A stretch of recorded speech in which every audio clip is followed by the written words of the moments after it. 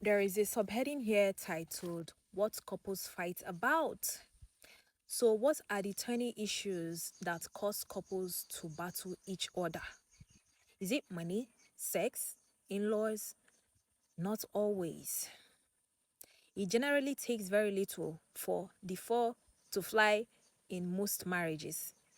It is the minor, almost embarrassing problems that tear at the fabric of a marriage. 3 days into their Florida vacation, Mike and Becky were ready to pack up and go home. Instead of unwinding and enjoying each other's company, they spent all their time fighting. He got sand all over the bottle of sunscreen. She wanted to sit on the beach, and he wanted to stay by the pool. She took too long getting ready to go out in the evening. When Mike and Betty arrived home a week later, both agreed that the vacation had been a complete disaster. Why? Because they argued about deep felt issues? No, they simply bickered. They simply bickered about things that didn't really matter. The fact that most conflicts erupt over relatively minor issues, however, doesn't diminish the major ones. It seems there is a universal red alert that sounds in every marriage when certain topics are broached. Both happy and unhappy couples struggle with the same topics, although the struggles differ greatly in intensity and frequency. When it comes to the big issues list, research shows that money outranks all other topics as the number one area of conflict among married couples. This is why it's very, very, very, very important for you to discuss money with your spouse and how you guys are going to go about it before you even marry. Why? Because couples often have differing money styles, one being a saver and the other being a spender. Some bring financial depth into the relationship. All carry some kind of financial fear, and couples are constantly faced with financial decisions that cause them to ask, whose money is it? What's surprising to many couples is that money fights are not a function of how much money they have or do not have. Couples fight about money no matter what their income is. You hear that? Some couples argue over whether to go to Barbados or Europe for their vacation. Other couples fight over whether they can afford a vacation at all. Higher incomes can reduce stress, but they do not stop the fighting. This is very important. Most couples, regardless of income, have conflicting spending and saving styles. One will be the bigger spender. The other will be the penny pincher. The other will be the penny pincher. Talking openly about money matters is probably the most difficult problem you and your partner will solve. In fact, a recent survey of more than 1,000 married adults found that 32% of them said money was the most important issue for couples to discuss prior to getting married.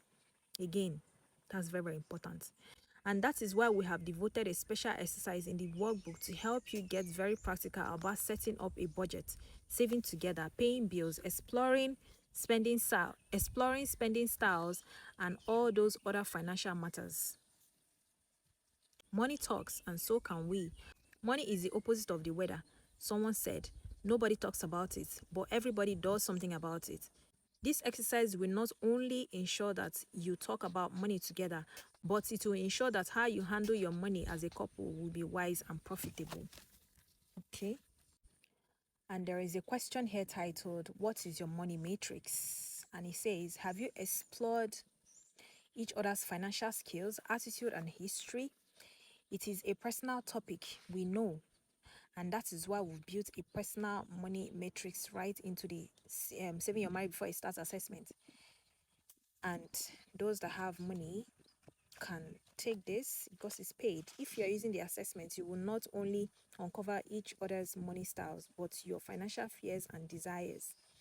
A personalized money talk is sure to minimize financial friction in your marriage, and your personalized reports will help you in doing just that. Okay, and then there is a subheading here titled What Unhappy Couples Do Wrong. It's a Saturday morning in Seattle. Two newlyweds are finishing their Starbucks coffee while Bucks Brandenburg's concert number 4 plays in the background. It is surprisingly sunny, and they find it hard to concentrate on reading the newspaper when they can watch pleasure boats glide by windows that overlook Lake Washington. But something is different about this idyllic scene. Beneath the couple's casual clothes, there are monitors taped to their skin, recording their heart rate, a different gadget measuring their perspiration, their every movement, facial expression, and conversation is being videotaped by 3 wall-mounted cameras and watched by observers hidden behind one-way glass. Tomorrow, they will have to give blood samples for additional analysis. This is not a pleasant waterside apartment, but a psychological lab at the University of Washington. And these newlyweds are subjects in the study conducted by Dr. John Gottman. Using high-tech equipment, Dr. Gottman and his team of researchers have been studying marriages for more than 30 years, identifying which ones will improve and which one will deteriorate. They are now able to predict their results with an astounding 95% accuracy rate. Dr. Gottsman can spot and track a couple's marital breakdown by observing how they handle conflict. When 4 bad omens appear in their conflict, what he calls the 4 horsemen of the apocalypse, danger is imminent.